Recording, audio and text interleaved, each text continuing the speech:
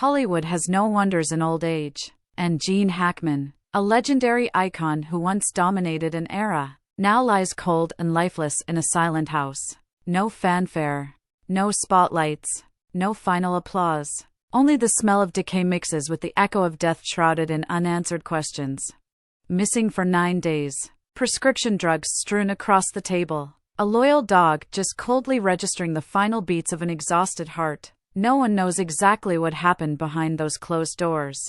But one undeniable truth remains constant. Gene Hackman and his wife left this world in a scene far darker than any script Hollywood has ever dared to write.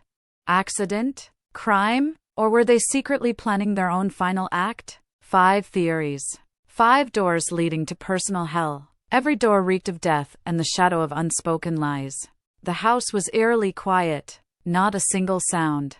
Not a single sign of life. Faded curtains hung limply, blocking out the pale light of the dreary afternoon. The worn wooden floor of the dirt lock, a small hall where shoes, coats, and other knickknacks usually lay, was marked by age, scarred, and weathered like the dusty memories of the house's aging inhabitants. Yet amidst the seeming silence, there was a presence colder than any breeze that filtered through the cracks.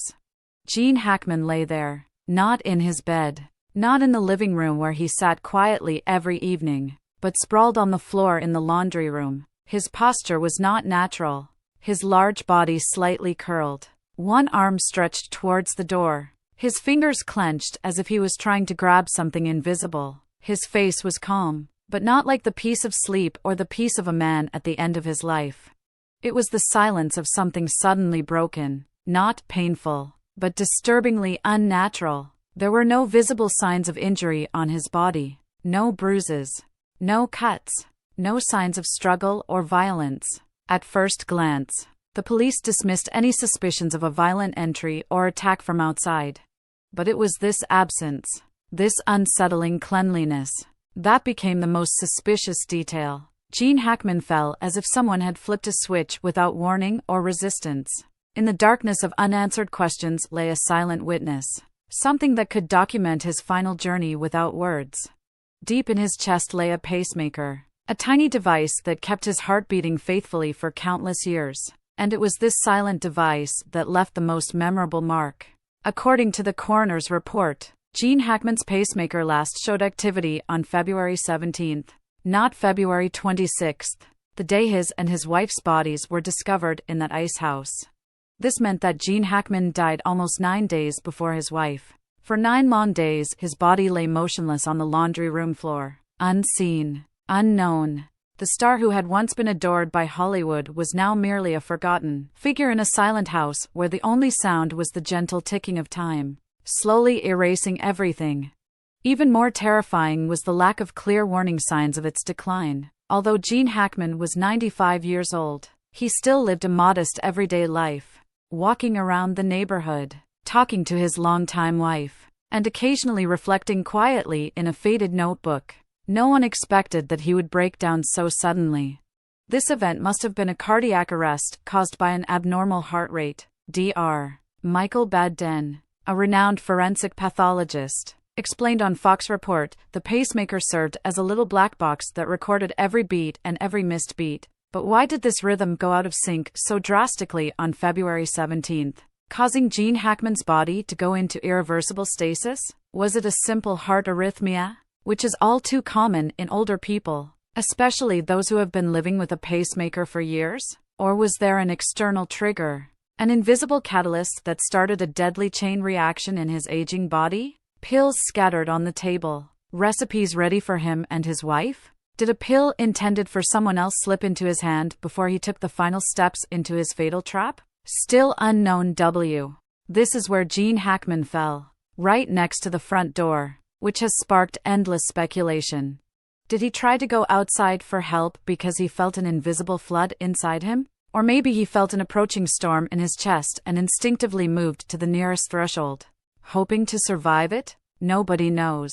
All that remains is the silent pacemaker, the only faithful witness to Gene Hackman's final moments in this cold and lifeless dirty trap where only whispers of the past remain. When the bathroom door opened, The first thing the investigator noticed was not the expected cleanliness of the bathroom in a quiet home occupied by an elderly couple.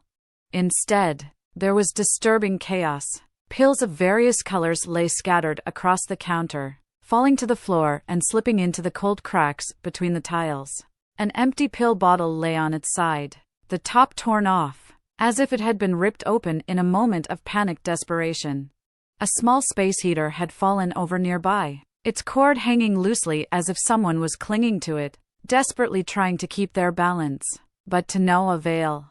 And right there, in the middle of the bathroom floor, where the white tiles reflected the pale, tired light of the fading afternoon, lay Betsy Arakawa, the woman once known as the pianist's wife. Her body felt limp, as if every muscle had given way long before her last breath.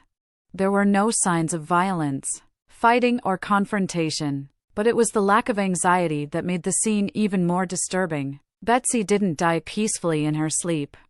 She collapsed just outside the bathroom door, her body halfway between trying to crawl out and completely giving in to the weight of her own waning strength.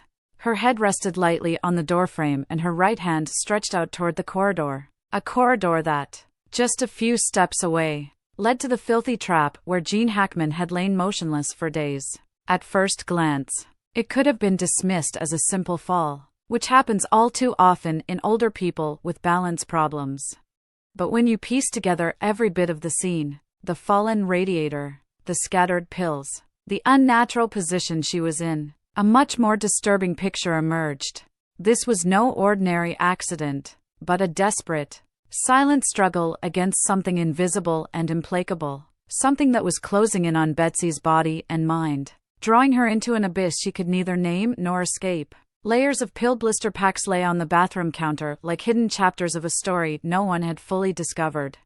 Thyroid medications typically prescribed for conditions such as Hashimoto's thyroiditis or other endocrine disorders. Blood pressure tablets, a reliable solution for older people whose well-being depends on the numbers that flash on the blood pressure monitor every morning. And Tylenol, a seemingly harmless but silent witness to countless domestic tragedies across America. It was not unusual for an elderly couple to have such a collection of medicines, but the mess in which they were found, particularly because many of the pills had been forcibly torn from their packaging and there was no clear record of who had taken them, raised disturbing questions. What exactly happened before Betsy fell to the floor? Panic attack? Sudden heart attack? Or maybe something much worse? Something no one has ever dared to imagine? The bathroom often holds secrets that people think they can hide. An anonymous researcher once said, reflecting on such cases, the bathroom is a place where people meet in their most exposed state, literally and figuratively. Here they shed all masks and reveal the silent pain, the stains spreading beneath their skin, and the buried thoughts they have pushed to the farthest recesses of their minds. For Betsy, the bathroom wasn't just a place to store medicine. It might as well have become a battlefield, where she fought for every remaining breath as her own body turned against her while the only person who could save her, Gene Hackman, lay unconscious just a few feet away. The scariest thing wasn't the overwhelming list of medications or the mess left on the bathroom floor. It was a question no one could answer. What really happened in the 9 days between Gene's death and Betsy's death? Did she know that her husband was already dead? Or had she spent those 9 days alone, moving around the house, frantically going through each pack of pills and dragging her weakened body from room to room, desperately searching for a way to stay alive within the cold, indifferent walls of their once shared home? After feeling dizzy, did she lean on an overturned radiator? Or was she trying to carry it around with her, hoping it would warm her increasingly fragile body when the only warmth in the house had disappeared 9 days earlier? Every tiny detail created a haunting living tapestry, a portrait of an aging couple who once lived quietly in the long shadow of Hollywood glitz, but now collapsed in their grasp, surrounded by scattered pills, an overturned radiator, and a silence heavier than any tragedy the brain could conjure. In this portrait, each pill that fell to the floor was more than just physical evidence. They were slow, silent drops of time seeping out of life and closing in on loneliness. February 17th, at precisely 11:42, Gene Hackman's pacemaker recorded its last action, a delicate, Fleeting signal from the heart of a man who once confidently walked red carpets and held both Hollywood's fame and misfortune in the palm of his hand. But from that moment on, every bioelectric frequency in Gene Hackman's heart fell silent. An absolute silence so ruthlessly complete that even the most rational theories trembled before it.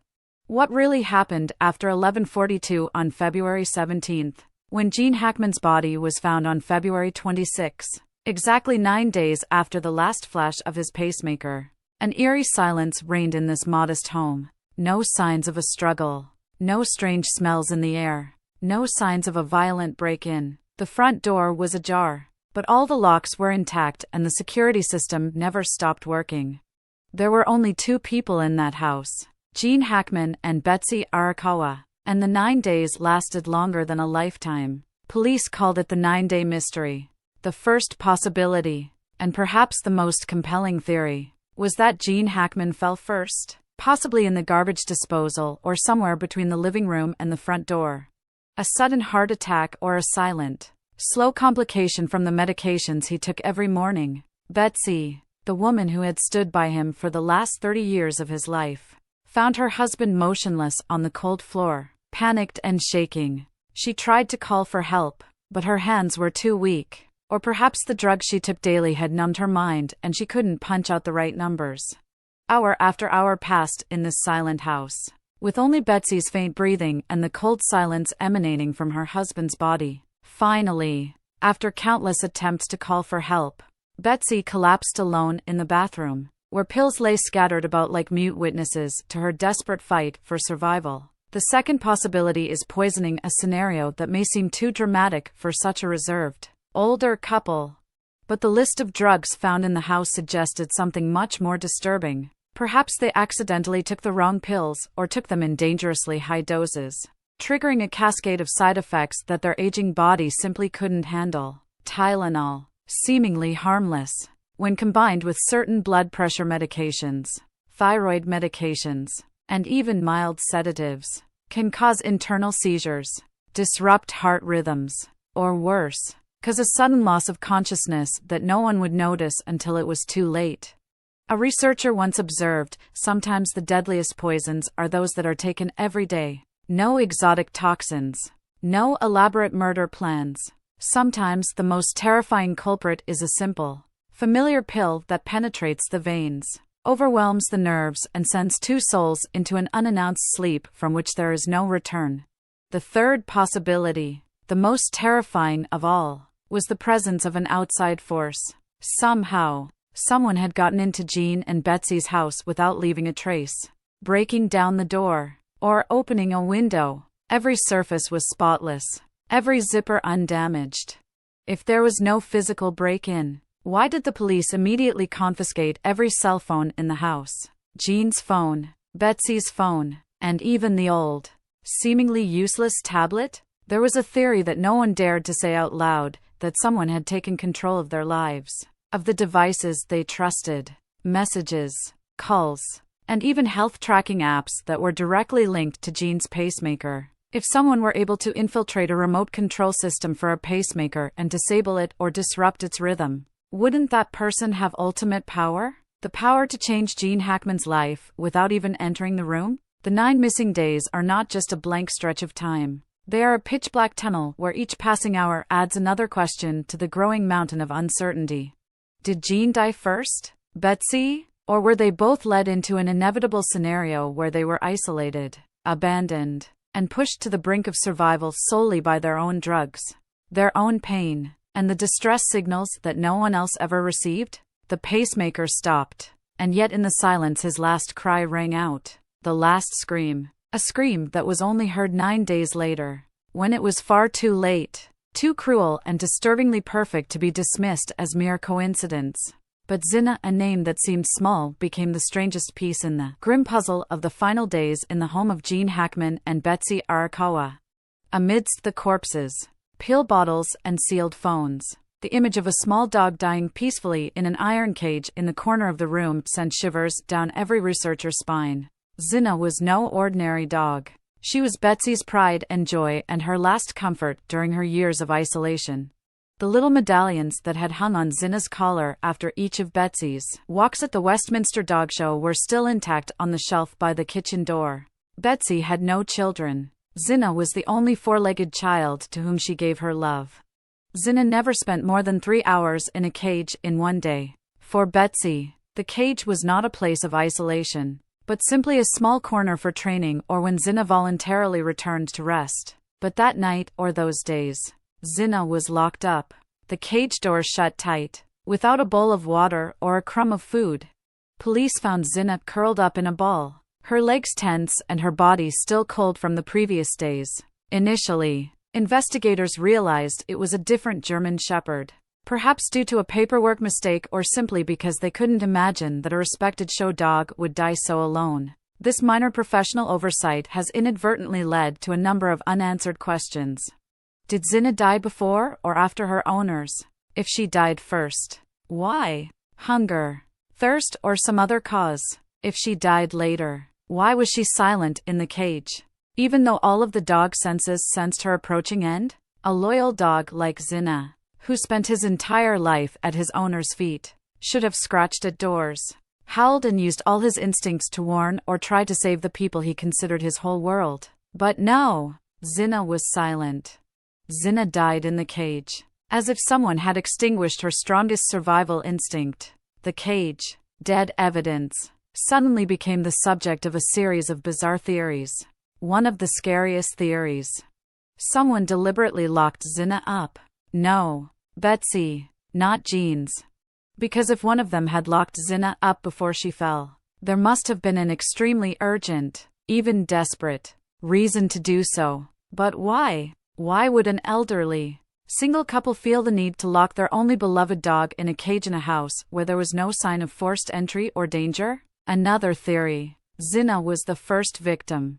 Maybe someone got into the house and incapacitated Zinna in some way. Sedatives or some type of light anesthesia. Zinna was caged, not for her own safety, but for the intruder's convenience. Since Zinna was mute, all sounds in this house belonged to those who controlled it. In her panic after finding Jean unconscious, did Betsy lock Zinna up to prevent her from scratching at the body? Or had Jean, in a moment of confusion, locked Zinna away as a final reflex to protect her from something he recognized but couldn't express? Another shocking detail. Police found a small piece of paper under Zinna's thin mattress. Creased, dirty with ink, but the last 3 words were still legible. Take care of her. The letter belonged to neither Betsy nor Jean. There was no indication that a third person had entered the house, but the document was authentic. The only fingerprints on the paper were Betsy's, but the handwriting didn't match any notebook in the house. An anonymous message from an anonymous hand, left under the cold body of a faithful dog. Zinna, the dog who once ran across the Westminster stage under bright lights, died in a dark corner of her own house. An old iron cage that replaced the large stage, and an unspoken secret hid her last breath. Death from hunger and thirst? Possible. Dying from extreme panic after seeing something she shouldn't have seen? Not impossible. But why? And who really locked Zinna in a cage, only to leave him as a dispensable part of an inexplicable tragedy? Zinna could not speak, but her eyes, although closed forever, were perhaps the most terrible, silent witness of the whole story. As the doors to Jean Hackman and Betsy Arakawa's home closed behind police tape, the outside world wanted the truth. 2 silent bodies, a pacemaker that had stopped working for 9 days, pills scattered like a broken image of an event. But none of the pieces were enough to piece together their final story. From the shadows of this silent house, 5 theories emerged. Each theory hoped to fill the void, but left with incurable holes. Theory 1, chain of health events. One afternoon, slower than most, Jean Hackman suddenly collapsed in the laundry room. No sound, no struggle, just an aging body falling in the pale yellow light of the end of the day. Betsy walked in and saw her longtime partner lying still, blue lips and wide eyes. Panic broke out. There was no emergency call button in the small house. The phone was out of reach. She ran to the medicine cabinet, but her shaking hands dropped each bottle. The lids opened. Pills spilled onto the floor. Thyroid medications. blood pressure pills, acetaminophen, and other unlabeled pills mixed together. She fell on the bathroom floor, possibly due to a spike in blood pressure. Maybe her weak heart couldn't stand the shock. The small heater next to her fell over, and the power cord sparked briefly before going out. No one knows how long Betsy lay there before everything really stopped. But why did Jean's pacemaker stop on February 17th, 9 days earlier? If Jean collapsed in front of Betsy, how could she survive almost 10 days without food, without water, and just waiting? Theory 2, drug or food poisoning. The open pill bottles on the vanity and bathroom floor weren't just a sign of panic. Experienced researchers knew that these mixed pills could be a clue to a fatal error. Could the new prescription, issued in early February, have contained a drug with side effects that caused the stroke? Or worse, the pills were mixed not by Betsy's mistake, but by an unseen hand? When the toxicology report was released, no potent toxins were found. But the slow chemical reactions that result from combining legal drugs are a different story. An elaborate medical trap. Probable. But who had the patience and malice to set it? Theory 3, the heating system and the mysterious poisonous gas. The little radiator next to Betsy wasn't new. It was a radiator she had purchased at a local thrift store because she liked its vintage look. But old objects have their own stories. And not all stories are neat. Police found no carbon monoxide, but it was just one of a long list of potentially toxic gases that could be produced by a faulty heater. An invisible, colorless, odorless gas that seeped into both lungs stopped Jean's heart and then slowly extinguished Betsy's gentle breathing. The only problem, there is no physical evidence to support this theory. Theory 4, external interference. No signs of forced entry. No surveillance cameras recording strange figures. No witnesses hearing unusual sounds. But both phones were immediately confiscated. An unusual step if it was just a natural death. Someone entered the house and left no trace, no message, but a real tragedy. A professional who knew how to manipulate Jean's heartbeat and how to create a clean scene as if no one had died. Theory 5, death by mutual consent. Suicide pact. These two words rang out in the police chief's briefing room. When two life partners are faced with nameless diseases, fear of aging and silent death, they may have decided to part ways together. A silent agreement. An unwritten pact. But Jean's pacemaker stopped 9 days before Betsy died. If there was an agreement, why was the difference so large? And who put a closed cage for Zena, the only four-legged witness, as if to silence every desperate bark? 5 theories.